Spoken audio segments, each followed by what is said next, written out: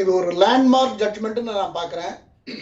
ஏன்னா அவர் அதில் வந்து அதற்கான காரணங்களை சொல்லியிருக்கிறார். நல்ல டீட்டெயிலாக எனக்கும் வந்து நான் அதில் முக்கியமான பார்க்க வேண்டியதெல்லாம் நான் ஓரளவுக்கு பார்த்தேன். அவர் சொல்லியிருக்கிற காரணங்கள் வந்து ரொம்ப யாரும் மறுக்க முடியாத அளவுக்கு காரணங்களை அதை இன்செர்ட் பண்ணியிருக்கிறாரு. அது தவிர ஒரு வயதுக்கு பெரியவர், 73 வயது அவருக்கு. அந்த அம்மையாருக்கு 60 வயதுக்கு மேல. அப்படி இருக்கிறதுனால அவங்க கடைசியில கோர்ட்ல அவங்க வந்து இது நார்மல் ப்ரொசீஜர் தான். சகோதரர் பிரசன்னாவுக்கு தெரியும். அவங்க ஃபீல் பண்ணதுனால அவங்களுக்கு தண்டனை எதுவும் நிறுத்தி வைக்கல. சரண்டர் ஆகுறது, ட்ரையல் கோர்ட்ல போய் சரண்டர் ஆகுறதுக்கு 1 மாசம் டைம் கொடுத்துருக்காங்க. அந்த காலகட்டத்தில் இவருக்கு அப்பீல் போய்க்கலாம். அதுதான் அதுல இருக்கிற அடிப்படை. அது தவிர இந்த கேஸை பொறுத்தவரையில இது எங்க போனாலும் எஸ்எல்பி கூட இதுல டிஸ்மிஸ் ஆகும்னு தான் நான் பாக்குறேன். எஸ்எல்பி தான் இதுக்கு அடுத்த ரிலீஃப் வந்து எஸ்எல்பி. இந்த கோர்ட்ல இப்போ இடையில லீவுகள்லாம் வருது. எஸ்எல்பி எனக்கு எடுத்தடுப்புல இது டிஸ்மிஸ் ஆகும்னு கூட நான் பாக்குறேன். அதை இதுல வந்து எல்லாத்துக்கும் காரணம் சொல்லியிருக்கிறார். அவர் எந்த எந்த இதுக்கும் அதுல குறை எதுவும் வைக்கல. ஏன்னா எதுலையாவது ஒரு கிரே ஏரியா இருக்கான்னு நான் டீப்பா பார்த்தேன். இப்போ காலையில நிகழ்ச்சி ஆரம்பிக்கும் கூட நான் தான் பார்த்துட்டு இருந்தேன். ஆனால் அதுல எந்த விதமான எல்லாத்தையும் ஃபுல்ஃபில் பண்ணியிருக்கிறாரு. ரெண்டாவது, ஆனந்த் வெங்கடேஷ் வந்து சூமோட்டோவை எடுத்ததுனால அவர் மேலேயே அவரை வந்து இதுல விவாதத்துக்கு உட்படுத்தப்பட்டார். ஆகையினால அதுல அவர்கிட்ட இருந்துதான் மாத்தி தான் இவருக்கு கொடுத்தாங்க, ஜெயச்சந்திரனுக்கு. ஆகையினால அந்த கொஸ்டினுக்கு கூட நீ செய்யு கொடுத்துதான் அவர் அந்த கேஸ நடத்தி இருக்கிறாரு. இல்ல சார், சார் அது வேற, இது வேற சார். அது இல்ல சார், இந்த வழக்குக்கு அதுக்கு சம்பந்தமே இல்ல சார். நீங்க படிச்ச லட்சணம் பாருங்க. இன்னும் உங்களுக்கு ஒரு டைம் லைன் கூட படிச்ச லட்சணம் இதுதான். சரி, மன்னிக்கவும். இந்த கேஸ் வேற சார், அது வேற கேஸ் சார். ஒரு நிமிஷம் இருங்க, நான் அதுக்கு ஒரு விளக்கத்தை கொடுக்கிறேன். ஒரு விளக்கத்தை கொடுக்கிறேன். இதை ஒரு காரணமாக உச்சநீதிமன்றத்துல போய் சொன்னாங்க. அப்படி ஒரு வழக்கு அவரும் எடுக்கிறாரு அப்படின்னு சொல்லி கேட்டப்ப நாங்க அப்ப என்ன சொன்னாருன்னா, இந்த நீதிபதி ஜெயச்சந்திரன்ட்ட இவங்க ஒரு காரணத்தை முன் வச்சாங்க, நாங்க உச்சநீதிமன்றத்துக்கு போறோம், இப்படி சூமோட்டோவா எடுத்திருக்காங்க. அதுக்காக அக்டோபர்ல டைம் கொடுத்தாரு அவரு. நான் வந்து அதுக்கான டைம் கொடுக்குறேன், உங்களுக்கான ஸ்பேஸ். அதனால வந்து அந்த வழக்கு வேற, இந்த வழக்கு வேற, ரெண்டையும் குழப்பி சொல்லுங்க. ஆகையினால இதுல அவருக்கு கொடுத்திருக்க ஒரு கேஸ் ட்ரையல் கோர்ட்ல என்ன நடந்திருக்கு, ட்ரையல் கோர்ட்ல சாட்சிகளை விசாரிக்காம விட்டது, அதுக்கப்புறம் அவங்க கணக்குல எடுத்துக்கொண்டது, அந்த மனைவிக்கும் கணவருக்கும் இருக்கிற விஷயத்த ரெண்டா பார்த்தது, இது எல்லாத்தையுமே நீதிபதிகள் வந்து அதுல அது சரியில்லைங்கிற மாதிரி தான் அவர் முடிவு எடுத்திருக்கிறாரு. அந்த முடிவு சட்டத்துக்கு உட்பட்ட முடிவு தான். Representation of people's act section 8ல வந்து இருக்கிறத பயன்படுத்தியிருக்காங்க. அது வந்து எனக்கு எந்த விதமான குறை இருக்கிற மாதிரி என்ன பொறுத்தவரையில எனக்கு தெரியல.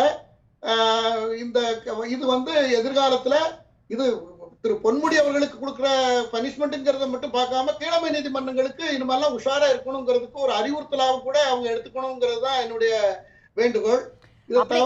அப்படி பார்த்தா நம்ம கீழமை நீதிமன்றங்கள் எல்லாத்தையுமே கேள்வி எழுப்புற மாதிரி, அதாவது இந்த வழக்கு அதோடைய வழக்கு சாராம்சத்தை பேசுறீங்க, அது ஓகே, புரிந்து கொள்ள முடியுது. நீங்க கீழமை நீதிமன்றங்கள் எல்லாத்துக்கும் இது ஒரு பாடம் அப்படின்னு நீங்க பொதுவா சொன்னா கீழமை நீதிமன்றங்கள் எல்லாமே தவறா இருக்கிற மாதிரியான ஒரு பிம்பம் வந்துராதா சார்? இல்ல, அப்படி பார்க்க கூடாது. டெக்னிக்கல் எரர், அதுல விசாரணை சாட்சிகளை விசாரிக்கக்கூடிய ஸ்கோப் இருக்கும்போது சரி, ஒரு வாதத்துக்கு வரேன். இந்த கேஸை விட்டுருவோம். ஹைகோர்ட்ல கன்விக்ட் ஆன சில வழக்குகள் சுப்ரீம் கோர்ட்ல அது உடைச்சிட்டு வெளியில வராங்க, அந்த கேஸ் அங்க ஒன்றும் இல்லாம ஸ்குவாஷ் பண்ணப்படுது.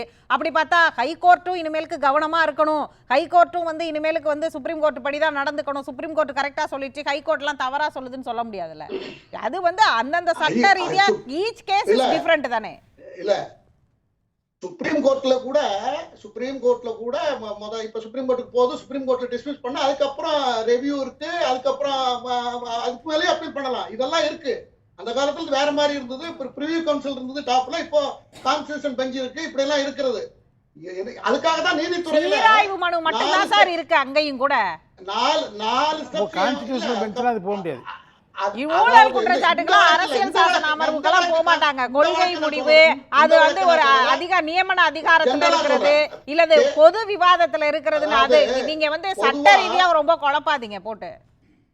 பொதுவா ட்ரையல் கோர்ட் சுப்ரீம் கோர்ட்ல வெர்டிக்ட் வந்துச்சுன்னா சீராய்வு மனுக்கு மட்டும் தான் சார் ஸ்பேஸ். ஏன் வச்சிருக்காங்கன்னா, யார் தப்பு பண்ணாலும் நீதித்துறைங்கிறது ஒண்ணுதான், யார் தப்பு பண்ணினாலும் அது சட்டப்படி எது நிலைநாட்டப்பட்டிருக்குங்கிறத அதை பார்க்க வேண்டிய அம்சம். ட்ரையல் கோர்ட்ல ஒரு குறை இருந்ததுன்னா ஹைகோர்ட் சரி பண்ண வேண்டியது, ஹைகோர்ட்ல ஒரு குறை இருந்ததுன்னா சுப்ரீம் கோர்ட் சரி பண்ண வேண்டியது. இப்படிதான் அந்த ஸ்டெப் லீகல் ப்ரொசீஜரே அப்படிதான் ஃபார்ம் பண்ணிருக்காங்க. ஆகையினால இதை பொறுத்தவரையில ஏன் நான் இவ்வளவு கேரண்டியா சொல்றேன்னா, இந்த வழக்குல அதுக்கு எந்த இடத்தையும் அவங்க கிரே ஏரியாவை விடல. இது எல்லாத்தையும் ஃபுல்ஃபில் பண்ணிருக்காரு, எல்லாத்துக்கும் விளக்கம் கொடுத்திருக்காரு. டீடைல்டு ஜட்ஜ்மெண்டா இருக்கிறது. முன்னாள் உயர்நீதிமன்ற நீதிபதிகள், உச்சநீதிமன்ற நீதிபதியா இருந்த நீதிபதிகள், நம்ம 2 நீதிபதிகளுடைய ஸ்டேட்மெண்ட் கூட நான் கேட்டேன். அவங்களும் அதை கன்ஃபார்ம் தான் பண்ணிருக்கிறாங்க. இது ரொம்ப சரியான ஜட்ஜ்மெண்ட் தான் சொல்லியிருக்கிறாங்க.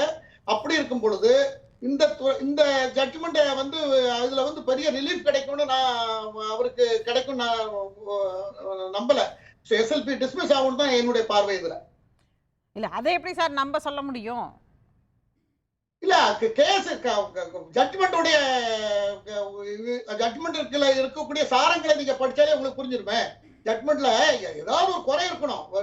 அதாவது அட்மிட் பண்றதுக்கா இருந்தாலும் சரி, டிஸ்மிஸ் பண்றதுக்கா இருந்தாலும் சரி, அக்யூரேட்டா இருந்தாலும் சரி, அல்லது கன்விக்ஷனா இருந்தாலும் சரி, எல்லாத்துக்கும் நீங்க இது வரைக்கும் இந்த கேஸ் சம்பந்தமா பேசல சார். லீகல் ப்ரொசீஜரை பேசுறீங்க. எஸ்எல்பி இதுல வந்து ஜட்ஜ்மெண்ட்ல வந்து உச்சநீதிமன்றத்திலே அவருக்கு கிடைக்காதுங்கிறத மட்டும் தான் சொல்றீங்களே தவிர, இது சட்ட ரீதியாக எப்படியானது, அரசியல் ரீதியாக எப்படியானதுன்னு கேக்குறேன். நீங்க திரும்ப வந்து ப்ரொசீஜரையும் மாத்தி சொல்றீங்க. சட்ட ரீதியா என்னன்னா அது தெளிவா சொல்லப்பட்டிருக்கிறது. லீகல் ஃபார்மாலிட்டிஸை ஃபுல்ஃபில் பண்ணல ட்ரையல் கோர்ட்ல. எவிடன்ஸ்களை விசாரிக்கல. அப்புறம் அவங்க எடுத்துக்கிட்ட யாழ்ஸ்டிக்கெல்லாம் ரொம்ப தப்பா இருக்கு.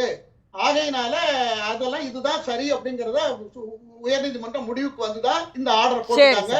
அதனாலதான் நான் சொல்றேன். எனக்கு ஒண்ணும் அவர் மேல காழ்ப்புணர்ச்சி எல்லாம் கிடையாது.